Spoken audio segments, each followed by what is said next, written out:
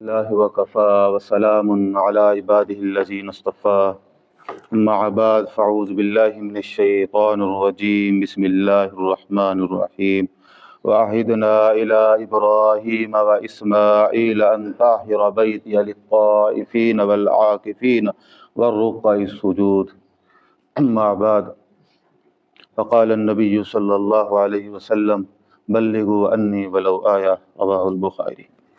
عزیز سامعین کرام، سلسلہ برکات رمضان میں آج کا ہمارا موضوع ہے اعتکاف، رب کے گھر، رب کے مہمان۔ یہ وہ وقت یا وہ لمحہ ہے جب دنیا کی ہنگامہ خیزیاں دم توڑ دیتی ہیں، جب ہر تمنا، ہر خواہش، ہر تعلق، ہر رشتہ پس پش چلا جاتا ہے اور صرف ایک ہستی باقی رہتی ہے، اللہ۔ جب دل کی دھڑکنیں صرف ایک ہی صدا پر موقوف ہو جاتی ہیں، لبیک اللہم لبیک۔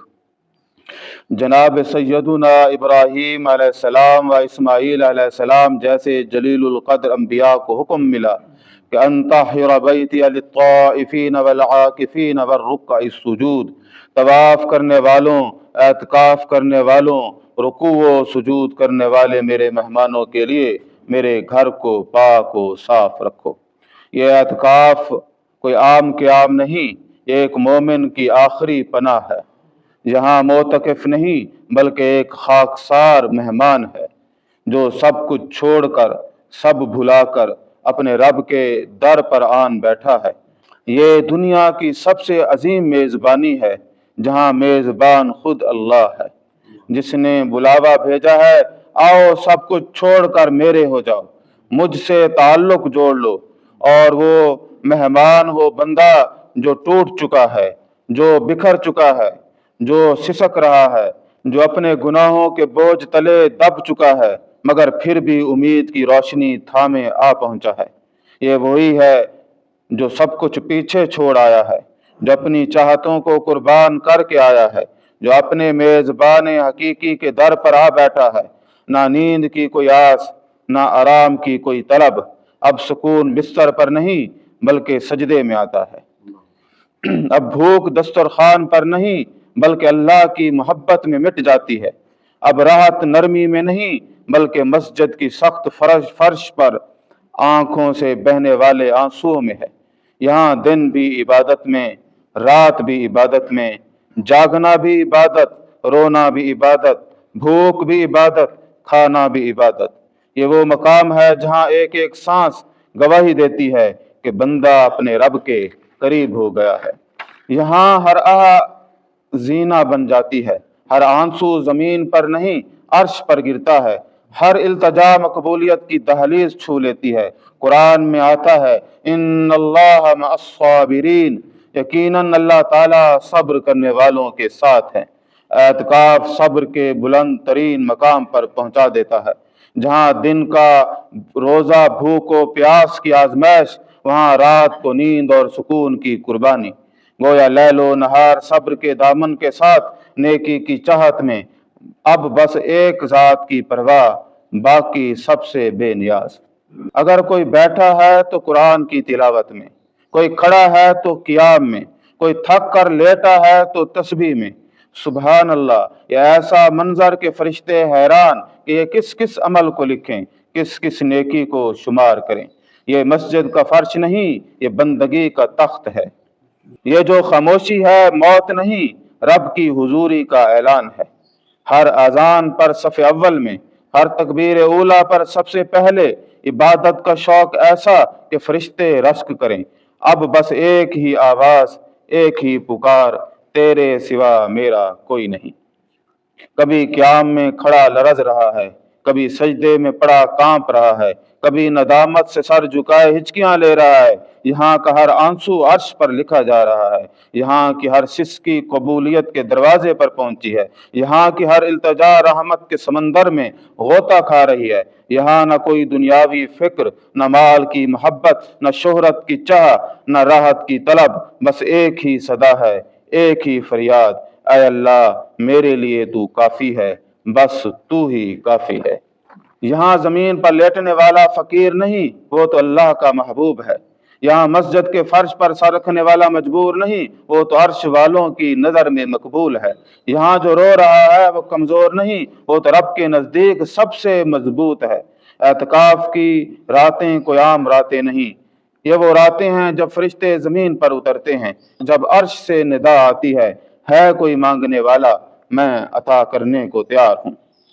फरिश्तों की सदा पे लब्बैक कहते हुए मोतकिफ रात के आखिरी पैर खड़ा है, जब दुनिया नींद में मदहोश है, और ये वो वक्त है जब बंदा मोमिन का दिल बेकरार हो जाता है, सर बसजूद है। रात की तन्हाई का सजदा अबदियत की मेराज है। अब आंखें अश्कबार, जुबान कप कपाती हुई, सांसें बेतरतीब, हिजकियां बंधी हुई, चेहरा आंसुओं से तर, हाथ कांपते हुए बुलंद। ये वो मकाम है जहाँ अल्फाज कम पड़ जाते हैं, जहाँ जुबान नहीं बोलती बल्कि आंखें बयान करती हैं। वो रब जो सब कुछ जानता है, वो रब जो खामोशी में भी फरियाद सुन लेता है।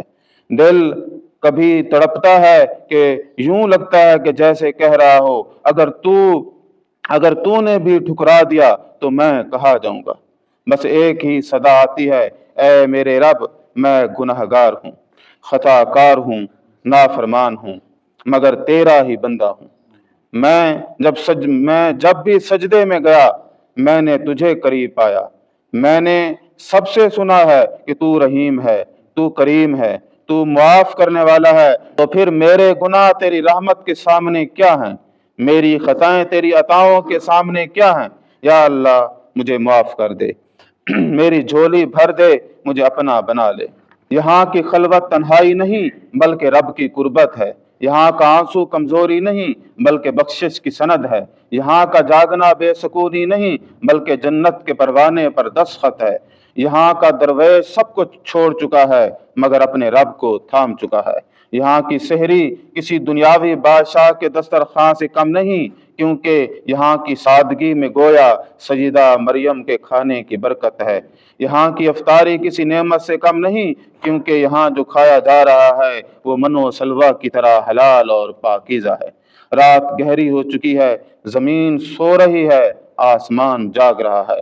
ये बेबस बंदा आसी सजदे में गिरा हुआ है, दिल नदामत से लर्जा है, जुबान इस्तिगफार में कांप रही है, मगर आज वो तन्हा नहीं, फरिश्ते भी साथ हाथ बांधे खड़े हैं। अब वो अकेला नहीं अपनी मगफरत के लिए तड़प रहा, बल्कि मलाइका भी उसके हामी हैं, वो भी उसके हक में दुआ कर रहे हैं, वो भी इल्तिजा कर रहे हैं। रहमत जोश में है, दरबार इलाही से निदा आती है, ऐ मेरे बंदे, तेरी आह सुनी गई, तेरी तौबा कबूल हुई, जा मैंने तुझे बख्श दिया।